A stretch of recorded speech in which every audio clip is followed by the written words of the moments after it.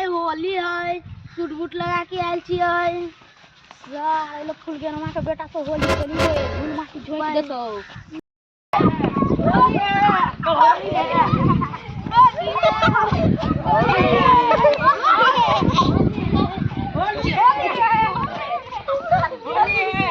अबीर खेलता रहे हम देखता नहीं है कौन अबीर लगावे ना लगाई एक के में कपार फाड़ दिया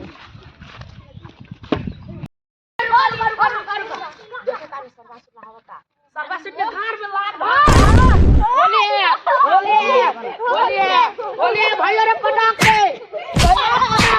भैया रे मारता पटाक